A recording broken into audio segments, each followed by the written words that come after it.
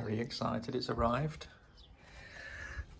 Right, happy days, it's arrived, all the way from Hong Kong, and it took just over a week to arrive, so that's not too bad at all. After the tax, which was about £4 something, it's under £250 still delivered.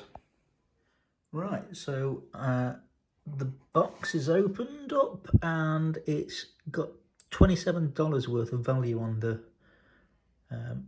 customs paperwork, I guess, which might explain why it was only £4 something that I had to pay. We've got a box BMW i3, so it's specific for the car. Inside was in a jiffy bag. We've got one cable which I believe goes from the screen in the car into the box of tricks. We have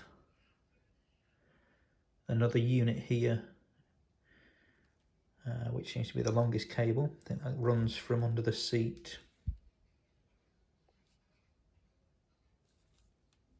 to something else. The main sort of radio cable.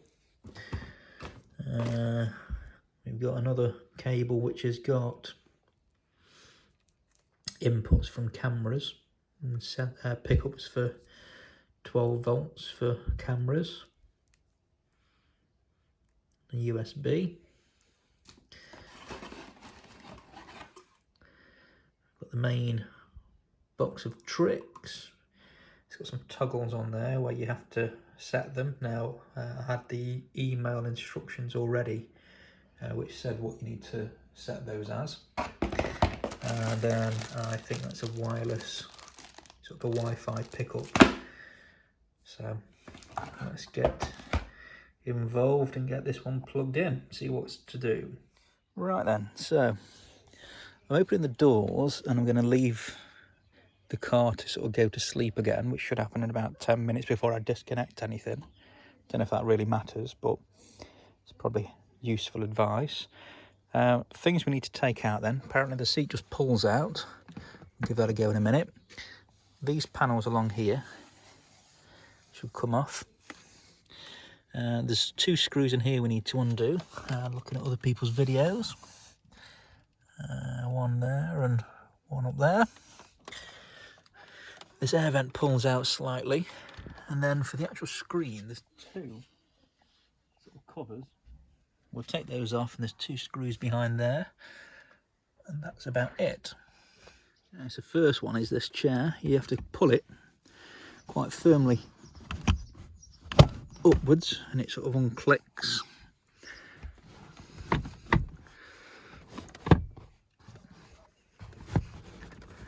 And then it looks like you lift it over the seat belt hooks, buckles, to get that out. So I'm just going to lift that straight up now. Pretty disgusting down there. Found some Lego. In terms of what it's connected on, these have this metal piece that sort of clicks over it. So it was just as straightforward as lifting it, tugging it upwards, and then pulling it out, up and over the seatbelt buckles. All good. Give that a hoover as well. So this one looks like it's going to be a bit of a pig to get the plastic plugs out of. So try the screwdriver and that's no good. Need something a bit thinner. Just really to pop them off. Don't want to do too much damage to them.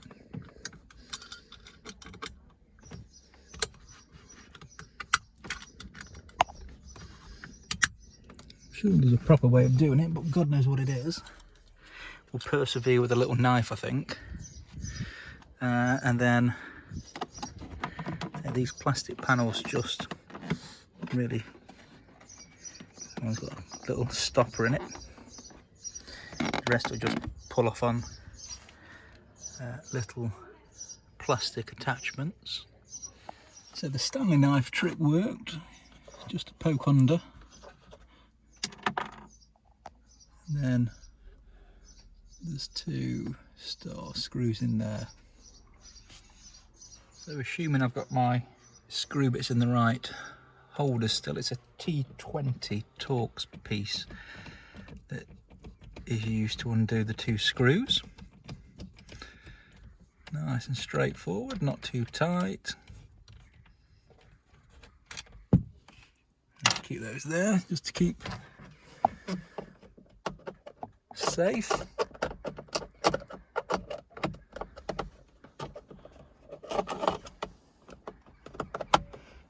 Yeah, we're in.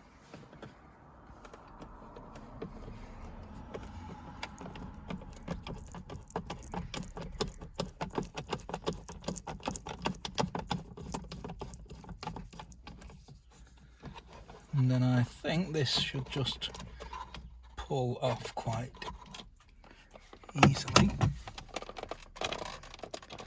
Although it looks like it needs a little bit of force. There we go. That's that.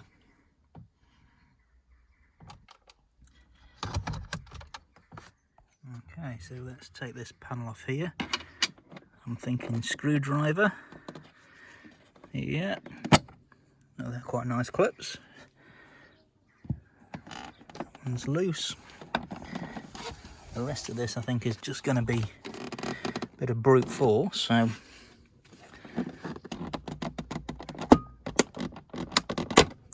yeah, just pull.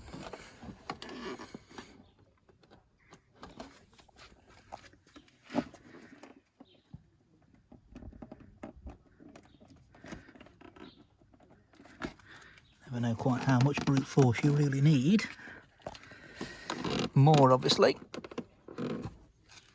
Okay, so was that too much or not enough brute force? Okay, there we go. A load of these plastic pieces, a load of plastic plugs that have been left in place. So pull those out, put those back on. Okay, so they came out really easy. Just pop those back in position. It's just with that piece there, the first section of it, which is what pushes back on to be the clips when we refit it. And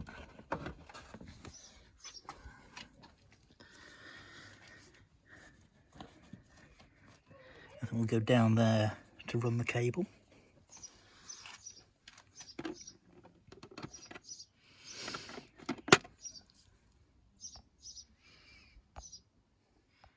Okay, so before we go any further, we'll take this fuse panel off. There's just two tabs to take that off. And that can drop down out of the way. Don't know if that's going to be helpful or not. Might help me get to that screw perhaps. I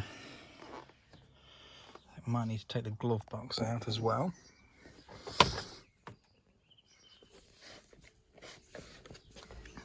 I've got some more plastic covers. 1, 2, 3, 4, 5. And again, on that same T20 piece to undo those. Okay, so there's a 6th as well. So 1, 2, 3, 4, 5, and 6. Let's get those bad boys out. Right, so we've got the 6 screws out now.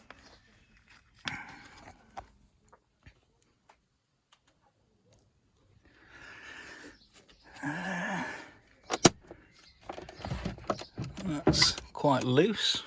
I think this does need to come out though first to make space. Certainly make it easier, I think.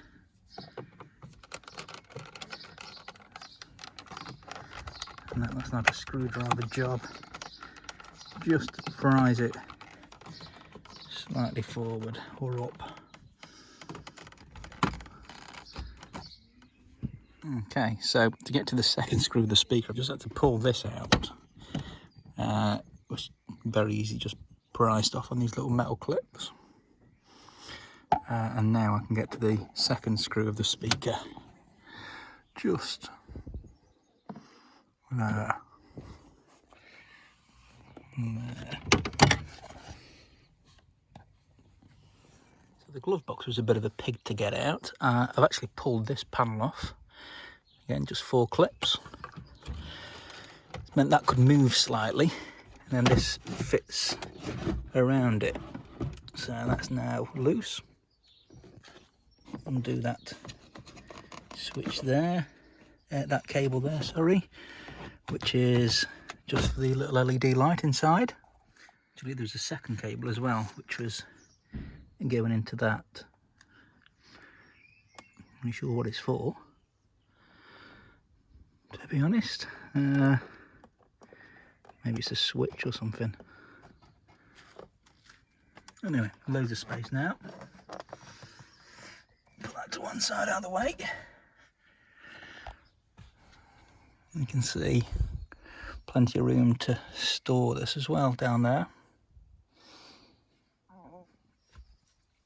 Smash your screens off and there's a wire will go between the two. Okay, so to take the purple off, it's press down on the tab and then just put a screwdriver between it and it opens up nicely. And then that will come away completely. Okay, so with that, and then I've got to take this speaker. I think that's just so we can get the wire through, just makes it loose enough. We can then start going about installing. So the main box, I checked the switches, 1, 2 and 3 needed to be in the on position. The others were in off, so they're the wrong way around. Straight away. Easy mistake to make. There we go. And then in terms of connecting it up, we've got the long wire. So I've placed the long wire with the 2 chunky pieces by the head unit there. All the bits of the car that are down here, interesting. No idea what they are. There's like a computer type fan there that's blowing against that one. Keeping it all cool. Capture me Lego. I'm sure Charlie will want that. And then I'm going to run it underneath this metal, out of the way. Then if you lift the carpet over that, it's a little bit loose and you can actually feel a gap under there that goes through, so you'll be able to get your way through one way or another to the side of the piece of Lego, and then run it all the way across and down there, and then we'll pick it up again at the other end and see where it goes. Okay, that was fairly simple. So let's put the light on if it'll work or not. So leaving a little bit of spare, I've gone just around the back of this solidish polystyrene, which comes out just there, black wire you can see, and then poked him just beneath the carpet all the way along, all that harm's way. I've got plenty of spare for the front there.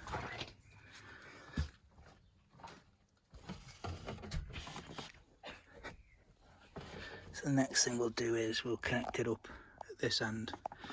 Now this is the Harmon Kardon stereo. And what I think that means is there'll be some fibre optic cables going to the amplifier, which is I guess what that is there, which will go into this piece here. It will then go into the car, and then the car plugs into the other side to make use of the wires. So just being careful of these other plugs. Remove that. It should just be a case of lifting that plastic up, but so just being careful of these other wires that are in so as not to damage anything. Don't want to fix expensive stuff. There we go.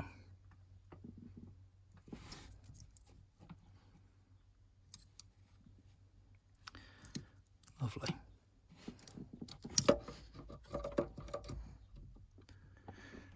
Actually, I'm not convinced there are any fibre optics in there. Blue and white there is what might be fibre optics. But there's nothing to receive them in the other side, so it looks like we're perhaps home and drying that, which is a bonus. That's assuming it is the Harmon Kardon sound system it's meant to be.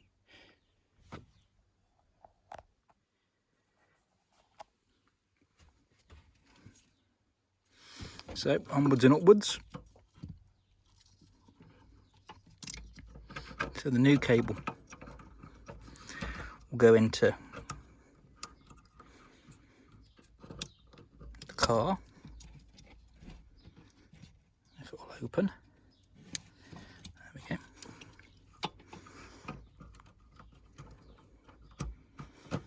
Just make sure it's all plugged in nicely. It should almost pull itself in when it pushes down.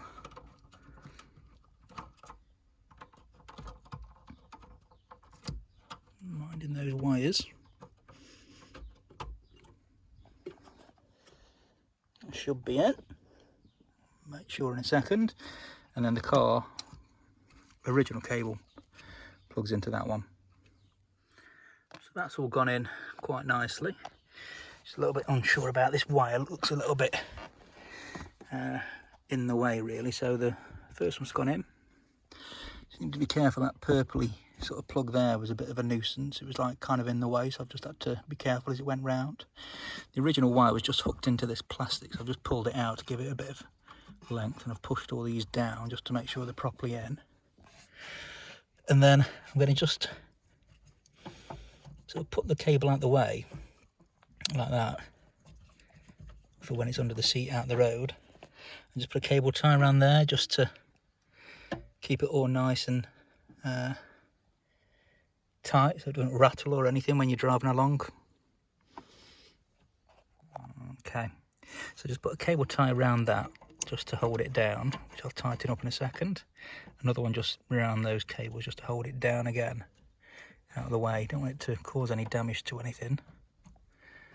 So we'll just tighten those up.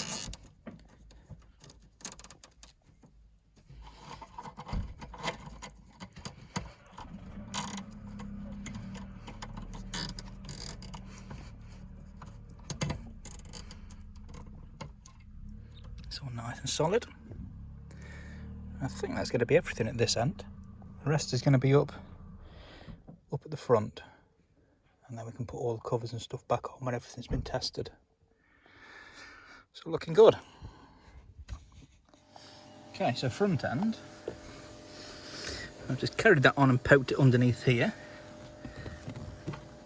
We've just got to get the white cable up the car to the glove box, but that should be a doddle because there's loads of room there now. I can see it dead easy. Just need to make sure it's in the best routed position.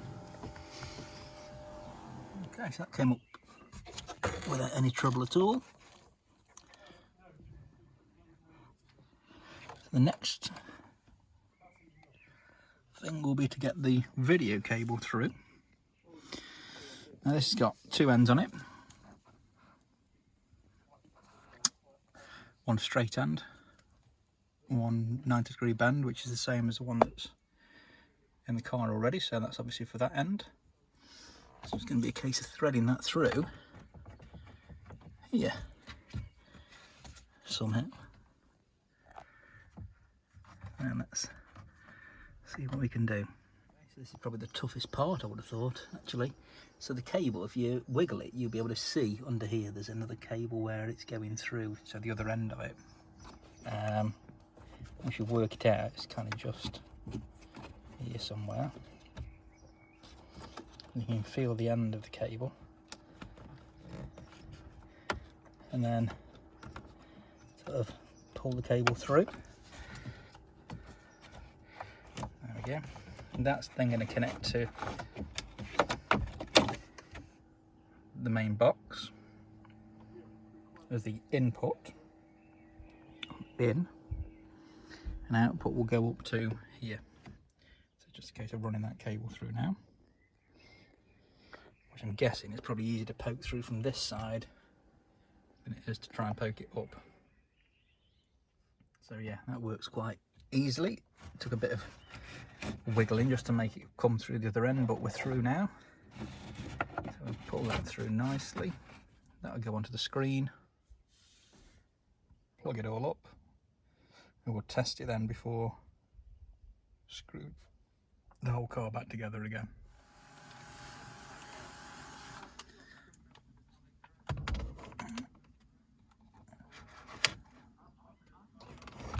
Okay.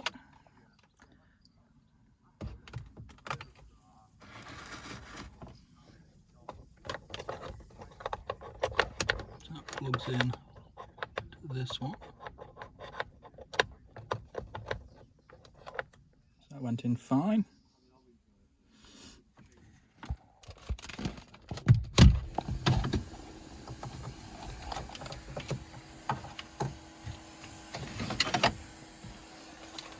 And just poke enough wire in to be able to get it out in future. Put it back onto its holder.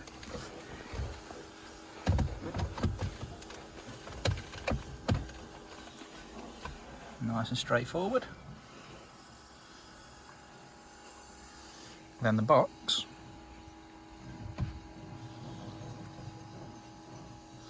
Let's put it there for a second. Got the green cable, which is the out.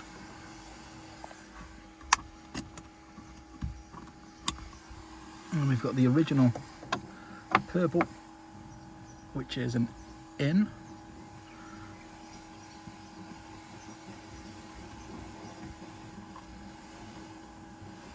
And that. Out the other box of tricks, we've still got this cable, which I'll probably run, I think, so as it's just in the glove box out of the way, in case you want to use it and plug stuff in. And the Wi-Fi, which I'm just going to let dangle because it's not like I'm going to be an awful long way away from it. Okay, so in terms of placing it now, I think actually there's a nice padded piece there underneath, on top of like the heater or something, which looks like it would be a good shout of a place to put it because it might stop it from sort of bouncing around and rattling. So we'll give that a go, I think. So we've turned the car on, press and hold the menu button, and we seem to have stuff. I guess we probably have to go into setup and like turn it into whatever we want it to be, CarPlay and stuff.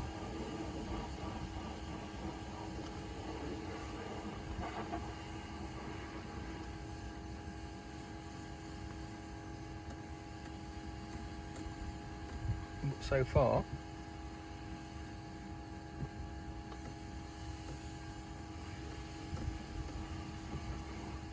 so good. So the car's working as normal. Press and hold menu, and we're into this menu, which doesn't look like CarPlay, but maybe we need to do something first.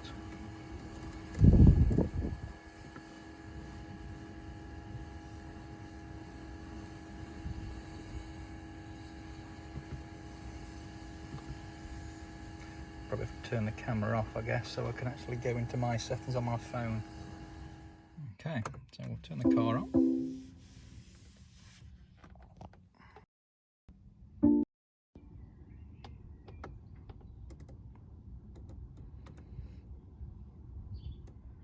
Okay, so connecting it up, did a search and it came up with a phone.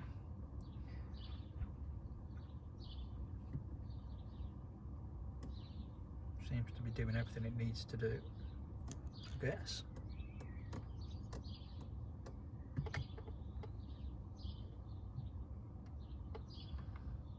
I'm guessing I've now got CarPlay.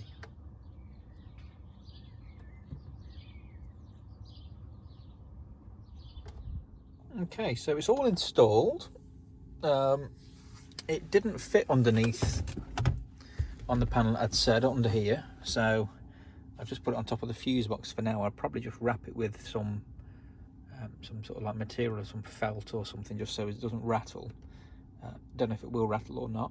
And then I'm just going to stick the Wi-Fi antenna underneath, and then the USB cable I've just left dangling for now whilst I mess around with stuff, but I don't think that's going to get used really, so I can probably just tuck that up underneath as well, and that can be hidden out of sight with all the other stuff. But I've connected it up, and it seems quite good.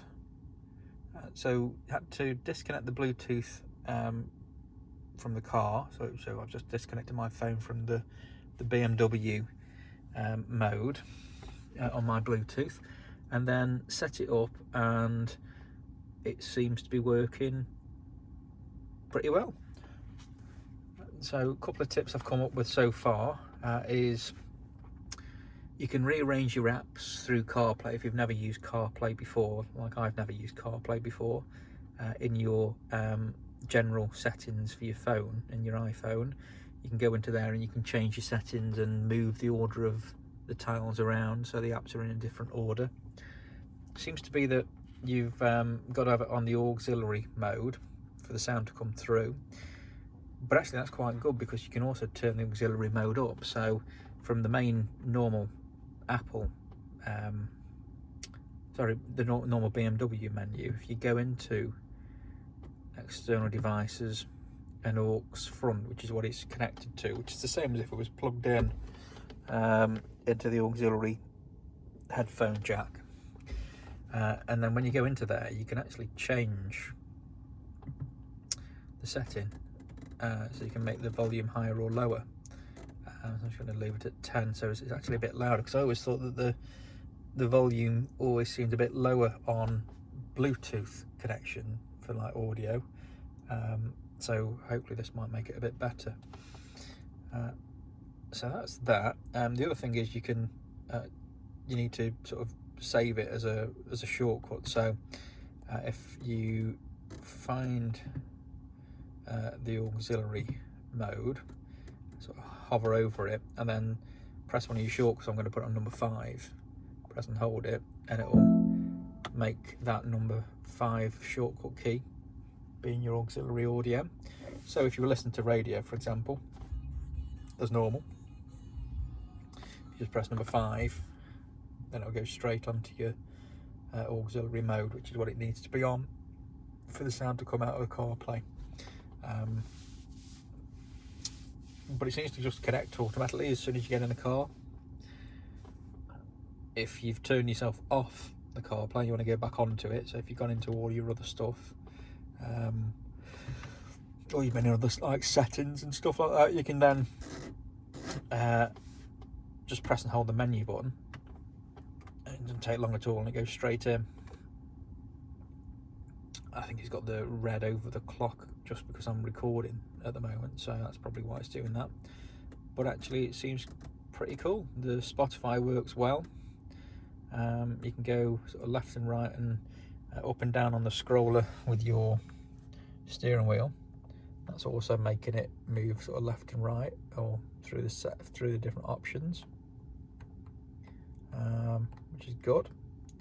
Occasionally it comes up with that on the display, sort of not possible. Don't know why it's saying that. Maybe it's when you get to like the end of the options, so it's not doing it now. But when you get to the very end, so you can't scroll any further, it could be that it's come up now. Don't know. Not that it really matters. Messages. I thought that might actually show you messages, but it doesn't. It just sort of lets you go into the messages and send a new one to somebody. So it will show you who you've had a message from, and you can then send a message to them by reading it through Siri. But your Spotify works well, Google Maps works well. You can have it where it's got the traffic on or off. You can have it with the satellite map on or off.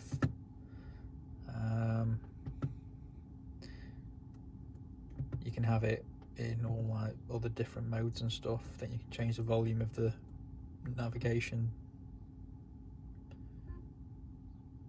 You can change navigation. Yeah, whatever. So that's where you turn the traffic on. It seems to be that whenever you're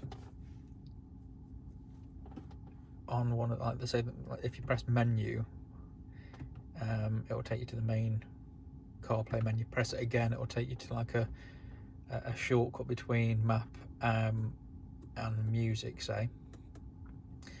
And it's recognised my home and work. That must be what's in my Apple Maps. But this is using Apple Maps rather than Google Maps or Waze or anything like that. But I think you can. I don't know if you can actually change that or if it's stuck like that.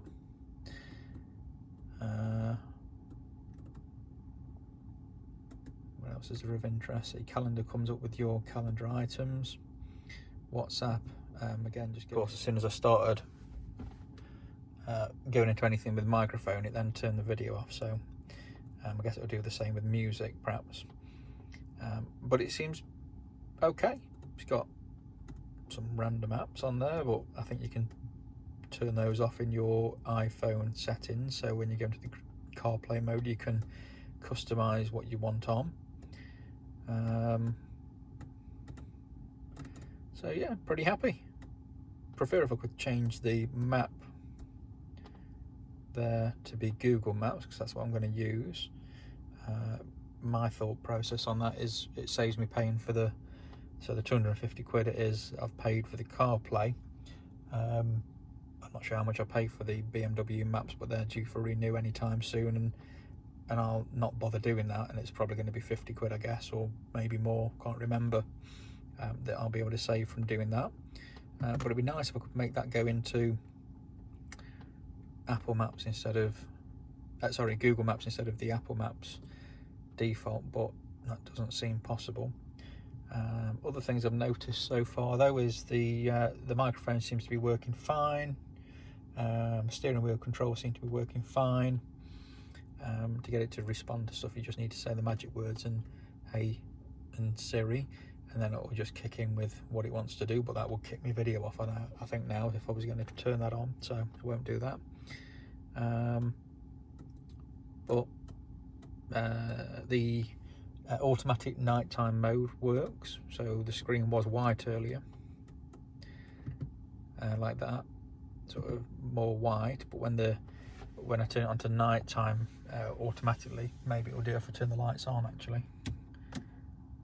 Yes, if I turn the headlights on, so it's obviously picking up from something within the car as a control, tell it to go on to dark mode. Turn it back off, it goes on to light mode. So that worked okay earlier on.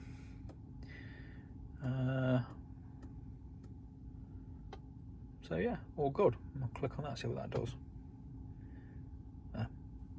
Okay, so don't know what that does, but all seems pretty cool. It's got both the signal bars, so on my phone I've got dual SIM.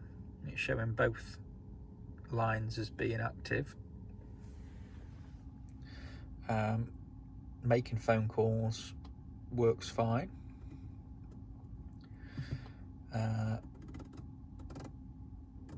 That's all good.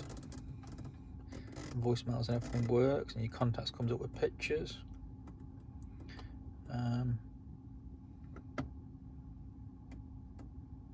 yeah, pretty happy.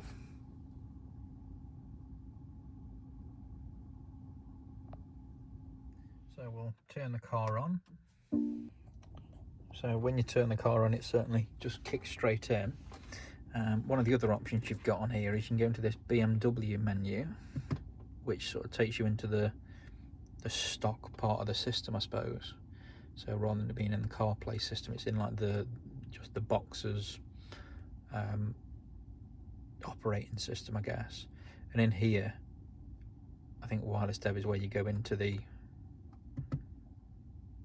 menus and you can choose your phone connection and reset things. It's got some guides, user guides in there. These are the Android things, which I can't test because I haven't got any Android kit. I think you have to plug into that. You can go AirPlay and you can actually just connect your phone and send a video to sort of mirror your phone screen onto the display if you want to. So if you've got a video on your phone, you could play it onto the screen if that was something you wanted to do. I think this is for rear view cameras. You can do lots of stuff in the settings to do with cameras, so you can change the brightness and the contrast and stuff like that in here. You can change some of the audio settings, so it's got a volume setting again. Equalizer you can change individually, or you can choose one of the defaults. Funky graph showing you the different settings.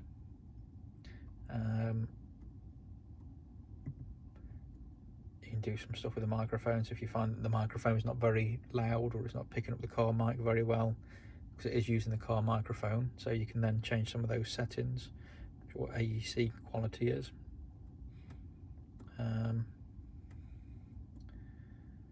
But those are all those settings. You can muck around with the reverse camera.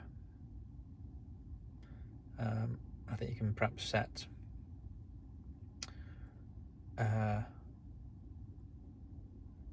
different things in here, perhaps to do with your reversing sensors and stuff like that. I'm not sure, but certainly you can.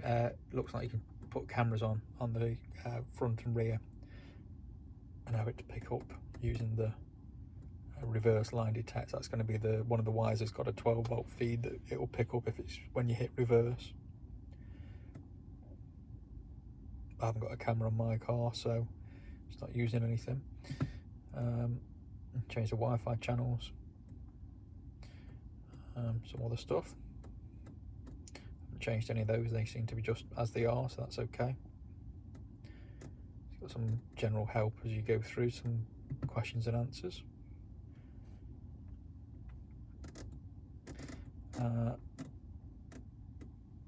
What else have we got?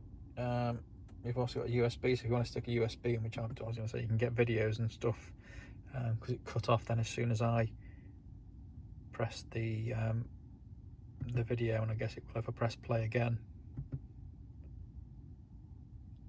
You can choose different videos off your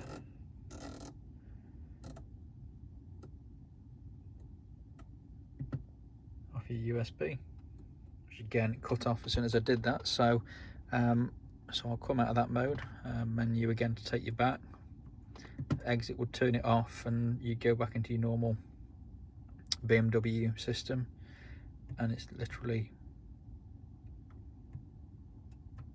1.5 maybe seconds or something for it to go on to the box of tricks again, and that one up there takes you into CarPlay.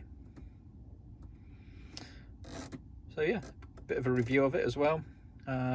All seems pretty cool.